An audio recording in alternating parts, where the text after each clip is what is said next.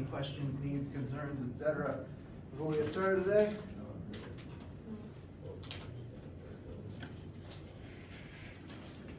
Okay.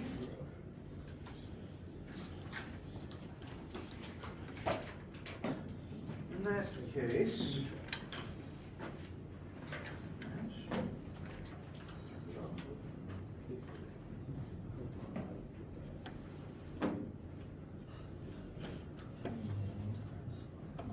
on Friday, we took a cursory glance at what we're going to be doing for the next couple of weeks, namely looking at Newton's laws and how they relate to both force and motion. I'd say the concepts that we will be elaborating on and using for the entirety of the course, because most branches of science at some point involve some combination of motion and force. We took a glance at the laws to revisit them briefly, because you do need to know by the time of the first test. You need to be able to identify which law is which. On the test, I don't require you to write them from memory, but you have to be able to identify them if they were in a lineup and number them correctly. So, to review for that purpose, Newton's laws of motion in order. First law, object at rest stays at rest. Object in motion, constant motion, stays in constant motion until acted upon by an outside force. This is the thing that we'll be focusing on primarily for today and likely Wednesday. Newton's second law of motion is commonly written as the equation net force equals mass times acceleration. What this means in normal words is that only a non-zero amount of total force acting on some object with mass causes acceleration. If net force is zero, the mass doesn't accelerate, therefore its motion doesn't change. If you want it to accelerate, you need a non-zero total amount of force to act on the object. And lastly, Newton's third law, for every action force, there's an equal and opposite reaction force. We'll be spending the next couple weeks going through these in detail one at a time. Starting today with the first law and all of its ins and outs. Before that deep dive, any questions before we proceed?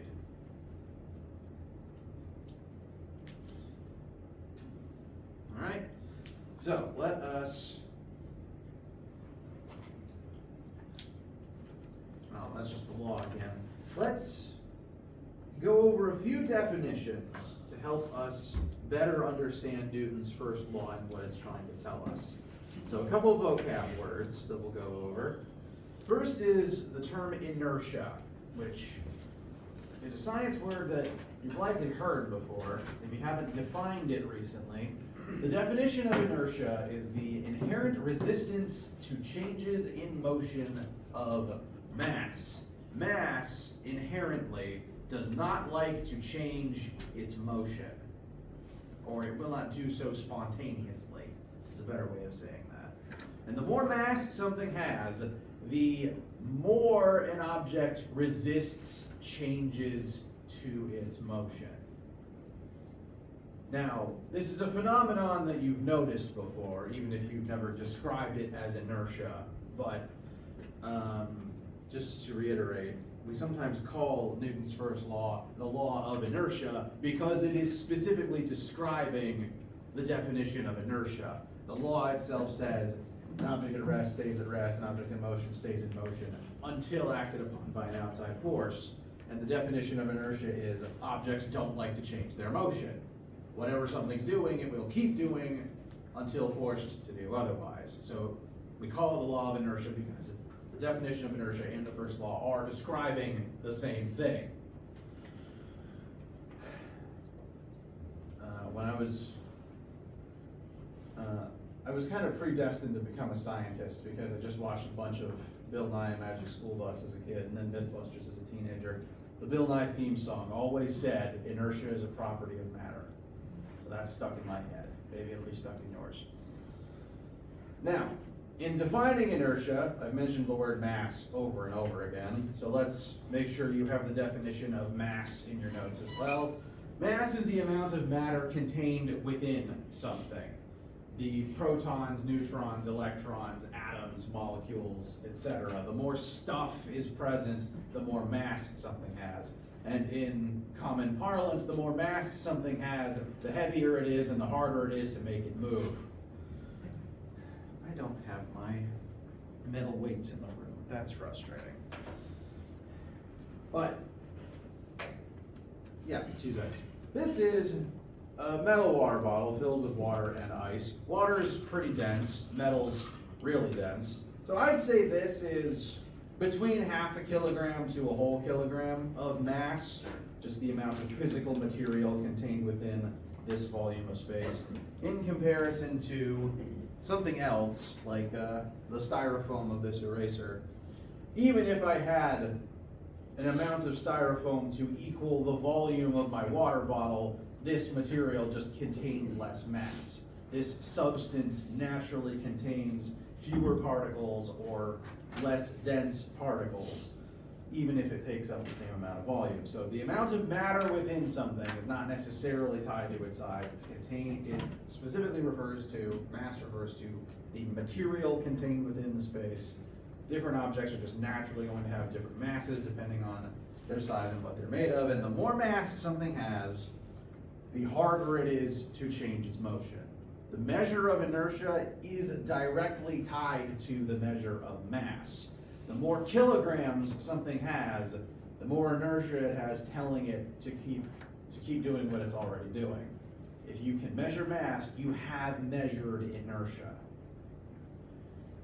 Because this has more mass than this, it is harder to get this moving than it is to get this moving.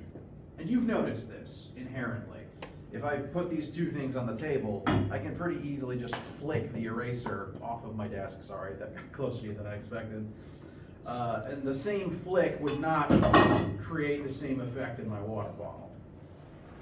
More mass, harder to get it moving.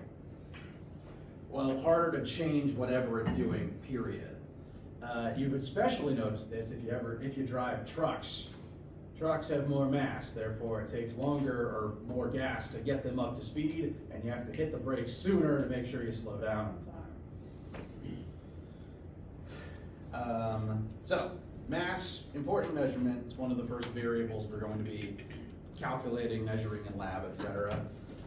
In any formulas that involve mass, it's going to be abbreviated to the lowercase letter m. For example, the m in Newton's second law refers to mass. We're going to be measuring it primarily in kilograms for the sake of this class. It's the one unit that we kind of prefer to have a prefix on before we do anything with it. Pretty much any other unit, if I give you, say, kilometers, you would usually want to convert that into meters before you put it into any formula for this class. This is the one exception. Again, physicists like kilograms because we work with big objects. We want to use a bigger unit so that the numbers aren't too big when we can avoid it. And mass is a type of measurement called a scalar. I'll talk about what that means in a second. There's one more vocab word to cover though, because Newton's first law also mentions the concept of force. So let's make sure we've defined what that is. The definition of force is actually pretty straightforward. A force is a push or a pull on an object that could cause it to accelerate. Force, like the very essence of force is it pushes on something to try to make it accelerate, or it pulls on something to try to make it accelerate. The definition is not much more complicated than that. And in any formulas we have in this class, force is going to be abbreviated to uppercase letter F, measured in units of newtons, named after the scientist. I think I mentioned this, but just for completeness sake. 1 pound of force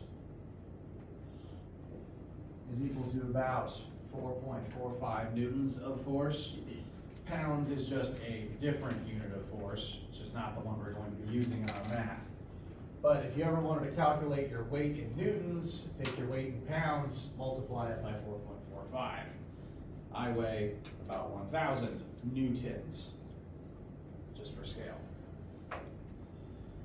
We can measure any force in newtons, just like you can technically measure any force in pounds. And force, again, I'm contrasting this to what I said a second ago about mass being a scalar. Force is a type of measurement called a vector. I mentioned that whenever I give you a new unit that we're going to be measuring things in, I would always tell you everything you need to know about it. So mass and force are units. In our formulas, they will be lowercase m and uppercase f, and something you need to know about each is whether or not they are a scalar or a vector. So technically there's more vocab words now. Vector is just a fancy way of saying that force has a direction. Because when you push on something, you have to push it in a direction, correct? There's no way to push something without a direction being attached. I have to push something up, down, north, south, etc. There's no such thing as a directionless force. Does that make sense? All forces inherently have directions, and that, mathematically speaking, makes them vectors. A vector is just something that you can measure that has both a magnitude, which is just the fancy way of saying a number that you can measure. Magnitude is just the size of the force. Magnitude and direction. All vectors have both a number and a direction attached. In physics, if something can have a direction, we want to know what that direction is, because often that direction is pretty important. It's just more information. I mentioned that the data is as close to objective reality as we can possibly measure. And if the data can have a direction, we want the direction, because it can potentially be pretty important. The direction of a force likely will determine the direction that something starts moving in. So if you want to figure out how long it takes to go east, but all the forces are pointing west, you want to know that, right? So, force is not the only vector in this class. Pretty much anything that can have a direction we consider to be a vector, and we want to know what that direction is. Some common vectors include displacement, velocity, and acceleration. Velocity is speed in a specific direction. Acceleration is a change in motion. And if you're moving in a direction. So if you are changing that motion, the change is also happening in a direction. These are three things that we will also be covering this week. We'll talk about momentum in a few more weeks. I want to bring up vectors to contrast them to scalars, which are things that don't or can't have a direction attached. Force, you have to push something in a direction, but mass has no inherent direction attached. You can't have 3 kilograms up. You can make 3 kilograms move upwards. You can exert a force upwards that acts on 3 kilograms, but the 3 kilograms has no inherent direction about it, because you could just as easily push it in any other direction separately from its mass. There are some things that just can't have a direction, and mass is one of them, and that's why on the previous slide I called mass a scalar. Scalar is just a fancy way of saying just a number with no direction. So for every unit we cover in this class, everything that we measure and base our concepts in math around, I will tell you whether it's a vector or a scalar. If it's a vector, we care about the direction it points in. If it's a scalar, it has no direction, ever. Common scalars include mass, because again, you can't have 3 kilograms up. Speed is a scalar, but speed is just velocity when you don't know the direction. We'll talk about that difference as the week goes on. Speed either you don't know the direction. Yeah, for speed, you don't know the direction. For velocity, you do know the direction. Again, that vocab word, the vocab there, we'll cover later on in the week. But other things that can't have directions include temperature, energy, power, work, time. Time technically is not a vector, because time doesn't have a direction. you could maybe think of time as having a direction of either forward or backward, but we don't really have backwards time. Time only really proceeds forward as far as we're aware. So since there's only one possible direction, we just consider it a scalar. Again, every unit I'll tell you whether it's a vector or a scalar. If it's a vector, we want to know its direction. We're going to begin describing that with forces. I know I spent the last 10-20 minutes going over a lot of vocab words. How are you guys feeling? All right. Let's start using those vocab words to begin describing and predicting the world around us. Behold, an object at rest.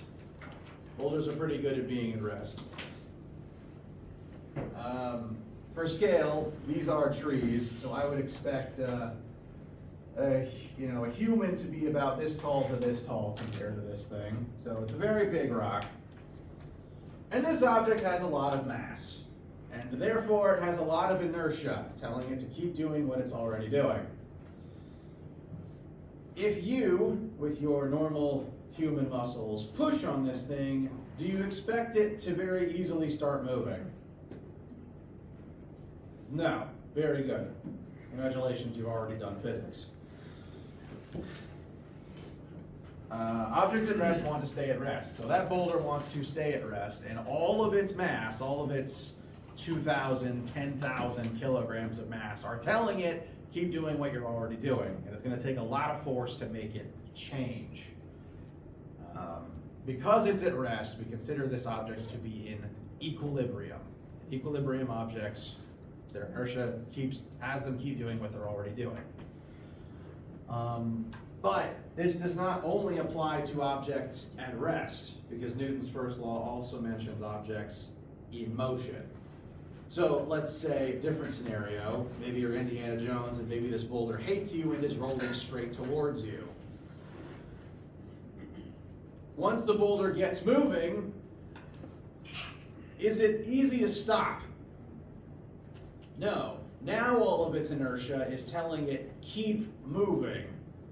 So you, with your normal human muscles, do you think you could stop this boulder very easily? No. Once it gets moving, the same inertia is telling it, keep doing what you're doing, keep rolling at the same speed in the same direction until something stops you. And I'm not going to be the one that stops it. Inertia doesn't just compel things to stay still. They compel things to keep doing what they're already doing, and that can include rolling at constant speed.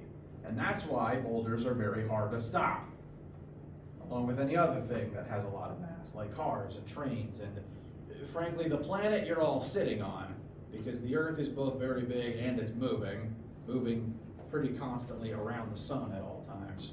Objects in space, since there isn't usually anything to get in their way, objects in space just keep going forever, because their inertia tells them keep going at constant speed in a straight line until you hit something. And that's why in space, things tend to move in straight lines or in orbits forever.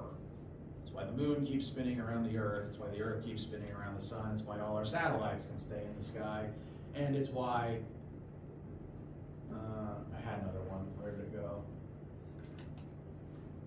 It's why the comets keep coming back around eventually. There's nothing to get in their way to stop them from orbiting the sun and eventually making their way back. And it's why if you turn on the cruise control of your car will keep going at the same speed, because the cruise control just dials in enough force to overcome friction. On Earth, friction tends to slow things down eventually, but if you can get rid of the friction, you'd keep moving forever. And the more inertia you have, the harder that is to change. All in all, I say matter is lazy, but a better way of saying it is matter doesn't like change. So you literally have to force it to change. If it's in equilibrium though, it won't change by itself. To make something change, you have to break its equilibrium state.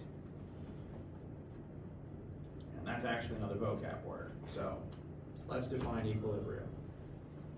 Mechanical equilibrium is a state of physical balance where all of the forces acting on something currently add up to 0. Behold, matter. Once again, I'm referring to this golf ball. I have placed the golf ball in the same spot on my desk where I've been placing it. Is this object at rest? All right, object at rest. Nothing is making it accelerate, nothing is changing its motion, so there's no forces currently making it accelerate. It's allowed to remain at rest right now. Are there currently forces acting on that golf ball? Yes, at least a few people were nodding. There are currently forces acting on that golf ball. What kinds of forces would you expect to be acting on it while it sits there? Gravity, because we live on planet Earth and you can't escape gravity. What I'm going to draw now is called a free body diagram, alternatively sometimes called a force body diagram. And that's just a fancy way of saying I am going to draw a box and put force arrows on it, representing all of the forces that are present. I know the object in question is a ball, but I'm often going to make it a box because most of my examples will be about pushing boxes around.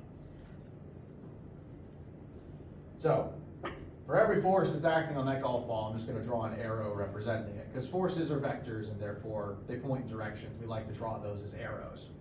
And we've determined that there must be some force of gravity acting on that golf ball. I'm going to call that Fg. That's F with a subscript G. That's not F times G. Subscript is when you're typing, there's a little baby letter underneath it that's not next to it, it's underneath it. So that's F subscript G. I'm going to commonly use subscripts to specify what type of force something is, because there's a lot of types of forces out there. So this is the force of gravity acting on the golf ball, and that implies something's pulling the golf ball straight down. Why is the golf ball not falling?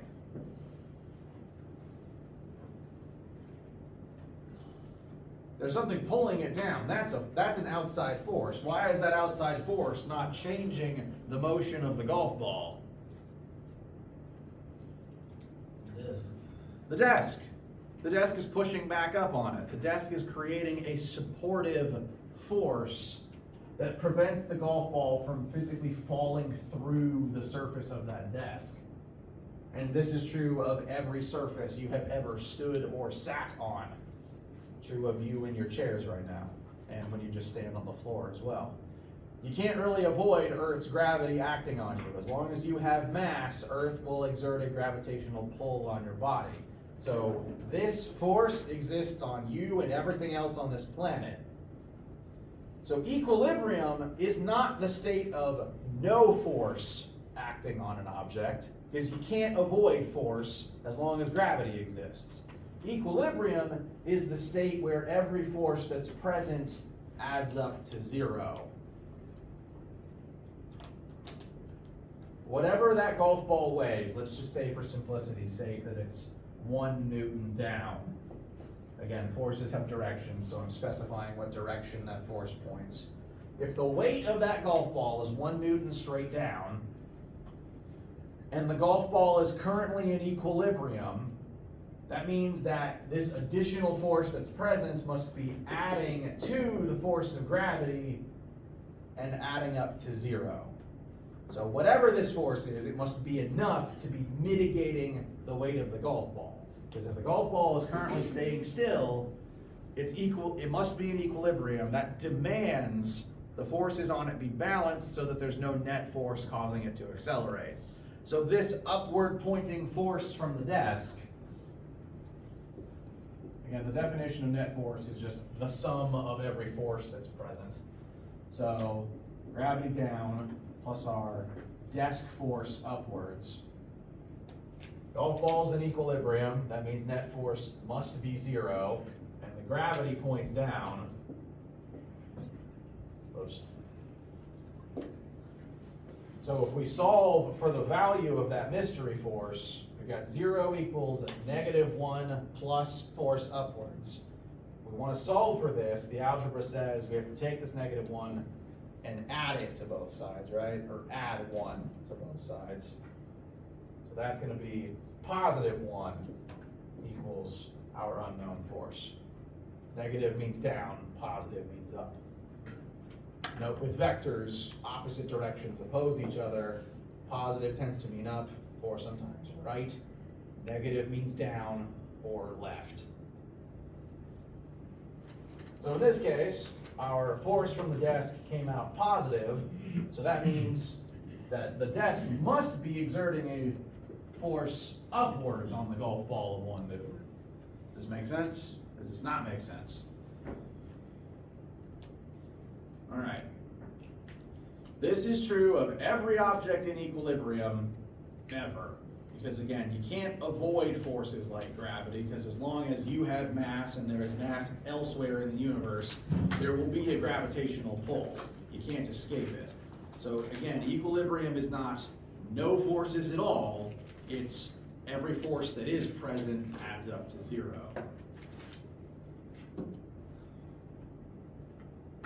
Sound all right? Okay. So, I kind of already went through this with the golf ball actually. This rock is at rest, this implies it's at equilibrium. What forces must be acting on this rock, assuming this is on planet Earth? Gravity down, and since it's not falling through Earth's crust, what else? Earth's crust, yeah, is gonna push it upwards. That specific phenomenon has a name, the notion that the ground pushes up on you. So here's another free body diagram with the forces on the boulder. Gravity down, and I'm going to commonly call that upward force from the ground normal force, or sometimes the support force, depending on who's writing the notes that you're reading. I call it normal force out of habit. And I don't call it normal force because it is common or typical or anything like that. I'm technically using the math definition of normal. And if you haven't had many math classes lately, in math, normal is a synonym for perpendicular for some reason. What that means is that the ground, a horizontal surface, is creating an upward pointing force perpendicularly out of itself. All surfaces do this when you push into them. You push vertically down into the horizontal seat of your chair, the chair pushes back up on you, which is Newton's third law, technically, so they're all mixed in together. So when I say normal force, I mean that the surface is creating a force perpendicularly out of itself. And I can prove it's perpendicular because the same thing would happen if I lean horizontally into the vertical wall. Because if I push horizontally into a vertical surface, it pushes horizontally back out. And that's why I'm not falling. So when I refer to the normal force or the support force, that's why it's called normal. Again, the math version of the word normal, which is just a synonym for perpendicular. So, in short, these are the two forces that must be acting on this boulder right now, and for the boulder to be in equilibrium, they must add up to 0. So usually, if an object is in equilibrium, the normal force and the gravity must be equal and opposite and canceling out, assuming they're the only two forces present. And that is pretty much true of every stationary object you have ever encountered, because again, you can't avoid gravity, and also most things that are stationary are doing so on a surface. I have yet to create a golf ball that can just hover by itself. So we require the ground beneath us to exert a normal force and keep us from plummeting into the core of the earth, which is good because I don't want to go there.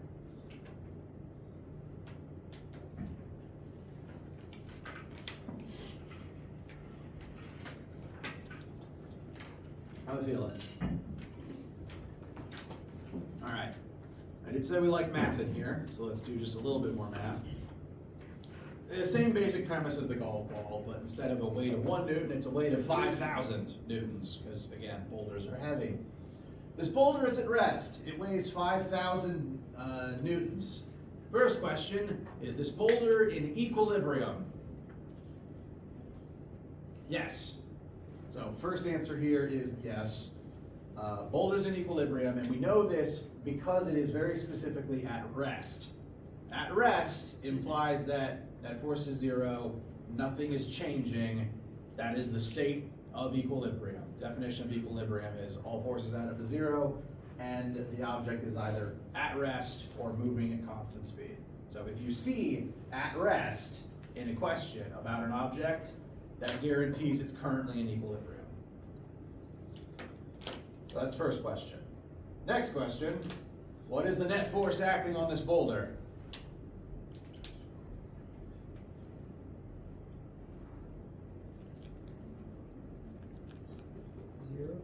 Zero.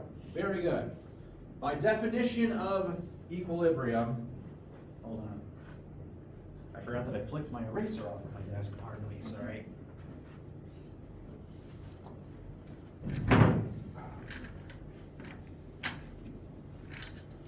Okay, let's give a few if statements here. If velocity is zero and it remains at zero, let me rewrite that. If at rest, then equilibrium. These are some, I do computer coding, so I tend to think in if statements sometimes. If an object's at rest, then it must be at equilibrium. If at equilibrium,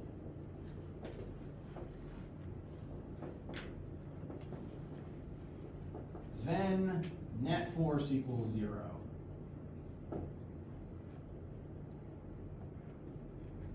So you can kind of follow these lists of, this kind of like a checklist as you're going through scenarios. Again, if something is at rest, this chain of statements is all true. So, first again, boulder at rest. Yes, it's in equilibrium. Then, what is the net force acting on its boulder? Well, since it's in equilibrium, that net force must be zero. Last question. What must the magnitude and direction of the supporting normal force acting on this boulder currently be?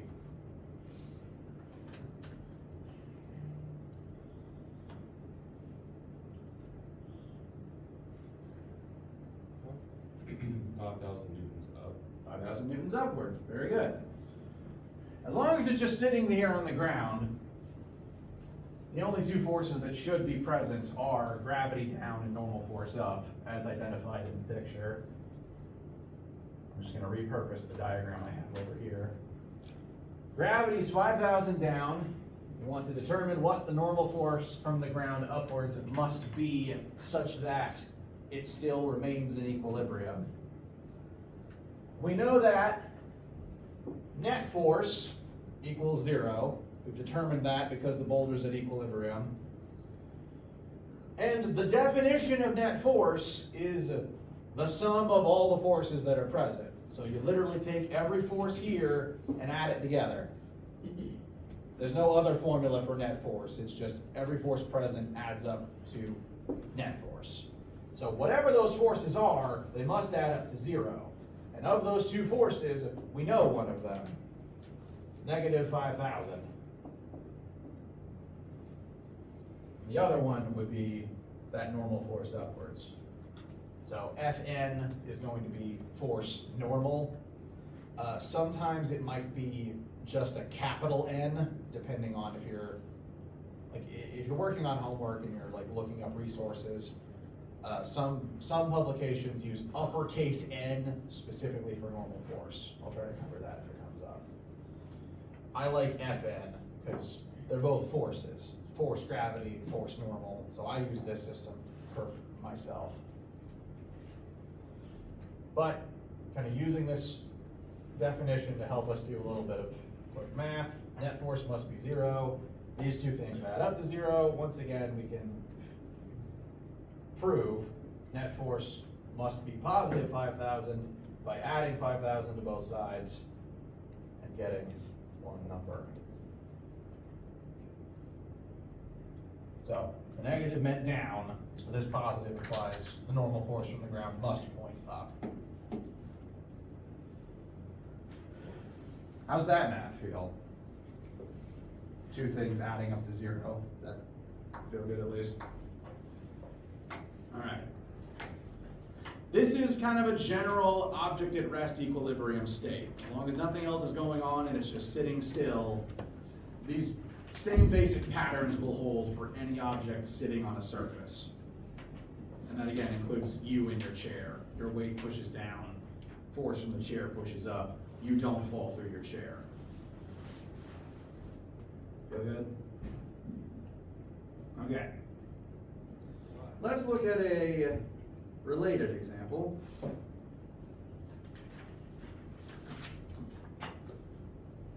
Because the thing about forces are, since they're vectors, they can point in any direction. And there's way more directions than just up and down. So here we have a different object being pulled in 4 different directions at once by 4 different forces. I'm kind of visualizing this as a tug-of-war match, and we're looking from a bird's eye view down, and so these would be compass directions, so I'm just going to call them north, south, east, west. You've got 100 newtons north, 250 newtons east, 125 newtons south, and 200 newtons west. Do you think, we'll prove it in a second, but do you think this object is in equilibrium? No, there's a lot of forces at play here, and the only way for this thing to be in equilibrium is if all of them successfully added up to 0. But in order to prove that, we have to add them together and factor in not only the direction of each force, but also the axis of each force. Depending on how recently you've had a math class, you may have had to deal with graphing and XY axes. And the thing about vectors is, not only do we care about what direction a vector-like force points in, we also care about what axis that vector points in. So, a bit more information about the concept of net force. If net force equals 0, the object is in equilibrium. To determine that, you have to add every force together. And again, vectors are kind of finicky in that they not only care about directions, say opposite directions from each other, like a left pointing force cancels out with a right pointing force. My left, your right, my right, your left.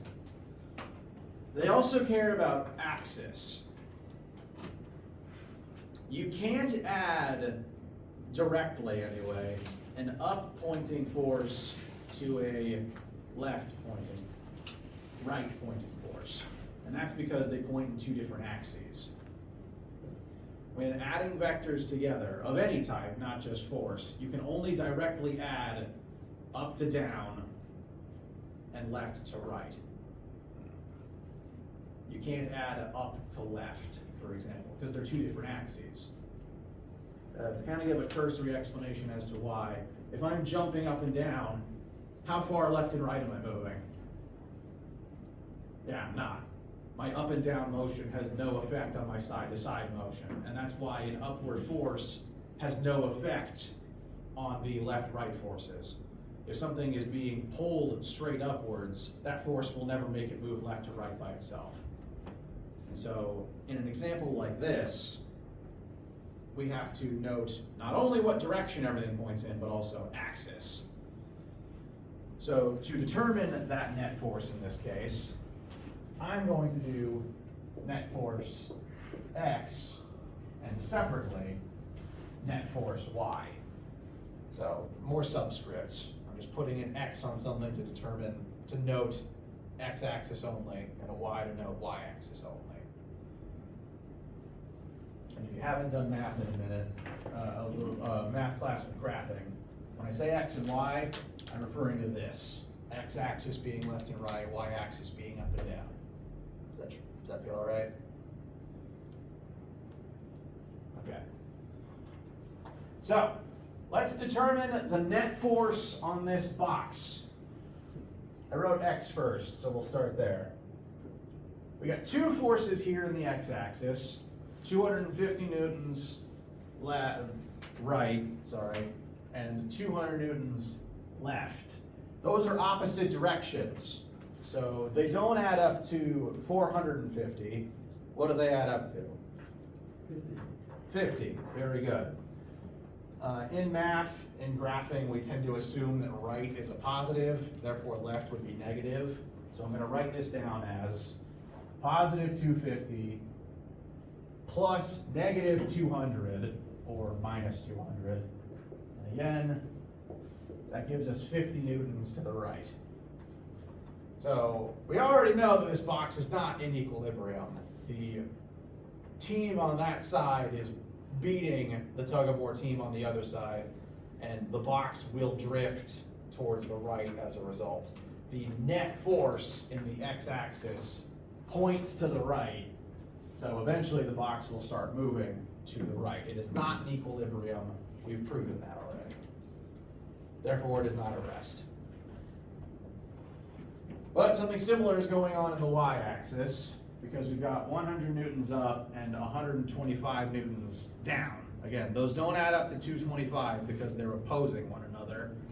That's going to be, if we assume that up is positive, just to stay consistent with other math classes, 100 up plus negative 125 down, which I'm just going to write as minus 125. That's going to give us negative 25 newtons pointing south. So this thing is not in equilibrium in either axis. It's a very complicated tug of war match. So this is an example of not equilibrium at all. This box will eventually begin drifting both to the right and also down. But because the rightward pointing force is bigger, the rightward net force is bigger than the downward net force, it's going to drift rightward faster than it drifts down. It would look something like this. How's that feel thus far? Okay. Things to take away from this one are, again, you have to note direction when you are adding the vectors together. And you also have to note axis. We will cover that. We will practice that. I'll make sure it makes sense.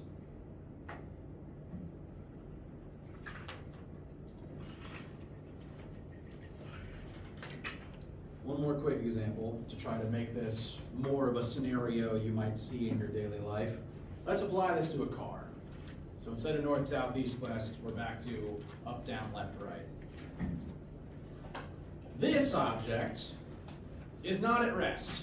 It is in motion. I'm telling you that this car is moving at constant velocity. Let's say you're on the interstate, let's call it 70 miles per hour to obey the speed limit. I am informing you, constant velocity. And this car, separate from that fact, weighs 10,000 newtons. So, with that amount of information given, is the car in equilibrium? Actually, it is. Because remember, it's not just an object at rest that's at equilibrium. Objects in motion are in equilibrium as long as their motion isn't changing. Newton's first law states, object at rest stays at rest, and an object in constant motion remains in constant motion until acted upon by an outside force, until equilibrium is broken. Constant velocity is also an equilibrium state. Again, in reference to cars, if your car is slowing down, that's not an equilibrium state. That is a change in motion. But if you've got cruise control on and your car is rolling forward and you see the speedometer at constant 70, that's an equilibrium state. If you've got cruise control on, your engine is applying just enough force forwards to overcome all the friction backwards and keep you at the same speed, keep you in equilibrium. So, constant speed, constant motion at all, whether it's constantly not moving or constantly moving at the same speed, same velocity, those are both equilibrium states. So if you want a second if-then statement, yes, if at rest, then equilibrium. If equilibrium, net force equals 0. Separate statement, if constant velocity, then equilibrium. If at equilibrium, then net force equals 0. So that is true at rest and in motion as long as your motion is constant. Again, it doesn't mean there's no forces, it just means they all equal out. How's this feel? All right. We'll pick up with this one again next time. Just wanted to make sure to get to this note. Any questions for right now? All right. Do note, there is lab this week. Do begin attending lab as per your schedule as normal. And each week I'll tell you if we're ever not meeting for any reason. But for this week, we are. So whether it's Monday, Tuesday, or Wednesday, report to 126 at 1:30 on the day that your schedule says. And if you guys need anything, have any questions, etc., have a wonderful day. Please stay warm.